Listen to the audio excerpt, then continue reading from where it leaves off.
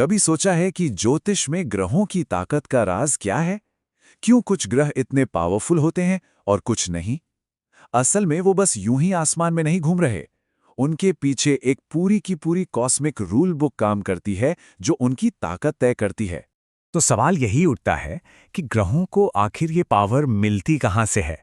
इसी सवाल का जवाब ज्योतिष का पूरा आधार है, और आज हम इसी रहस्य से पर्दा उठाने वाले हैं, एक एक करके।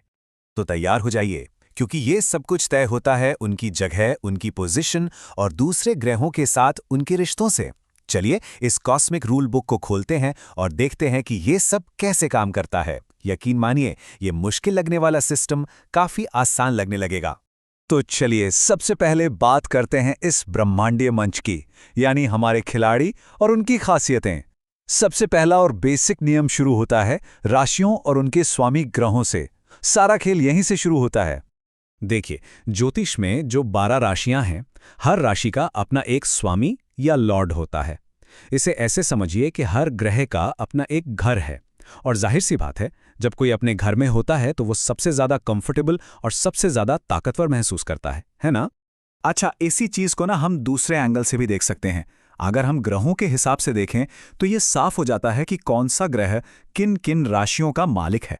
जैसे यहां देखिए, मंगल और शुक्र जैसे ग्रह एक नहीं बल्कि दो दो राशियों पर राज करते हैं।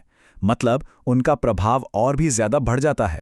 लेकिन बात सिर्फ घर पर खत्म नहीं होती। अरे, घर के अंदर भी तो कुछ खास जगहें होती हैं ना।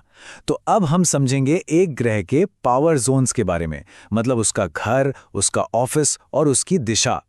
तो देखिए, पावर की 3 मेन लेवल होते हैं। पहला स्वराशि, जो कि ग्रह का अपना घर है, सीधा साधा हिसाब।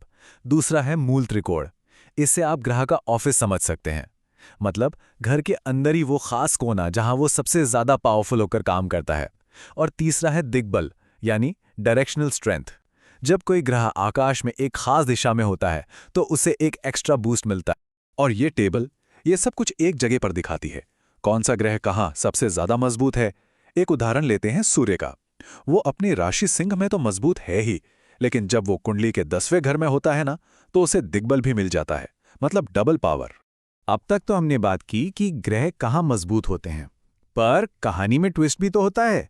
अब बात करते हैं एक ग्रह के सबसे अच्छे और सबसे बुरे दिन की, मतलब जब वो अपनी पावर के बिल्कुल पीक पर होता है या फिर बिल्कुल जीरो पर। ज्योतिष में इसके लिए 2 बड़े मजेदार शब्द हैं, उच्च और नीच। उच्च मतलब एक्सल्टेशन, ये वो जगह है जहां ग्रह अपना बेस्ट परफॉर्मेंस देता है। समझिए वो अपनी सबसे पसंदीदा जगह पर घूमने गया है और पूरी तरह से खुश है। और नीच मतलब डेबिलिटेशन, ये वो जगह है जहां ग्रह सबसे ज्यादा कमजोर और असहज महसूस करता है। उसे वहां काम करने में बहुत मुश्किल होती है। और सबसे दिलचस्प बात क्या है, ये दोनों स्थितियां अक्सर एक दूसरे के ठीक सामने वाली राशियों में होती हैं।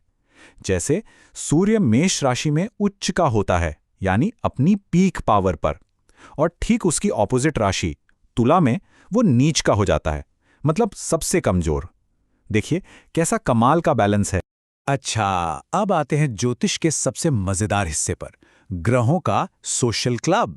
जी हाँ, इंसानों की तरह ही ग्रहों के भी दोस्त होते हैं, दुश्मन होते हैं, और कुछ ऐसे भी होते हैं जिनसे उन्हें कोई मतलब नहीं होता, मतलब न्यूट्रल। और ये रिश्ते, ये कुंडली के पूरे समीकरण को बदल सकते हैं। इस बात को समझने के लिए चलिए एक उदाहरण लेते हैं। देखते हैं कि सूर्य का सोशल सर्कल कैसा है। तो सूर्य के सबसे अच्छे दोस्त हैं चंद्रमा, मंगल और बृहस्पति। जब ये ग्रह सूर्य के साथ आते हैं तो एक जबरदस्त टीम बन जाती है। वो एक दूसरे को सपोर्ट करते हैं और पॉजिटिव एनर्जी को बढ़ा देते हैं। फिर आता है बुध। बुध का सूर्य के साथ न्यूट्रल रिश्ता है, मतलब ना दोस्ती ना दुश्मनी। वो अपना काम करता है, उसे ज्यादा फर्क नहीं पड़ता। और आखिर में सूर्य के दुश्मन, ये हैं शुक्र और शनि। जब ये सूर्य के साथ होते हैं तो थोड़ा टेंशन का माहौल बन सकता है। यहां पर चीजें थोड़ी मुश्किल हो सकती हैं। तो पॉइंट ये है कि दोस्ती दुश्मनी का ये पूरा नेटवर्क हर ग्रह के लिए मौजूद है, और ये समझना कि कौन किसका दोस्त है और कौन दुश्मन किसी भी कुंडली को समझने के लिए बेहद जरूरी है।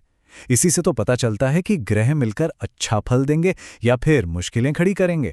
तो अभी तक हमने जो भी समझा वो ज्योतिष के बुनियादी नियम हैं, लेकिन कहानी अभी खत्म नहीं हुई है। अगर हमें और भी गहराई में जाना है तो एक और लेवल है, एक गहरा ब्रह्मांडीय नक्शा, और वो है नक्षत्रों का। तो ये नक्षत्र क्या हैं? इन्हें आप लूनर मैंशंस भी कह सकते हैं। अगर राशियां ज़ोडियाक के 12 बड़े-बड़े हिस्से हैं, तो नक्षत्र उसके भी अंदर 27 छोटे और ज़्यादा डिटेल्ड हिस्से हैं।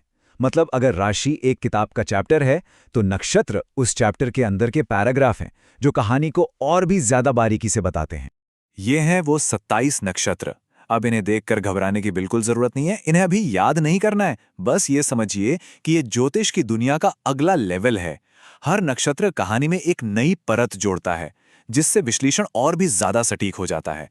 तो अब जब ये सारे नियम हमारे सामने हैं, तो असली सवाल ये उठता है कि किसी की कुंडली आखिर क्या कहानी कह रही है। कौन सा ग्रह हीरो है, कौन विलेन? ग्रहों की इस भाषा को समझने का ये सफर बस यहीं से तो शुरू होता है।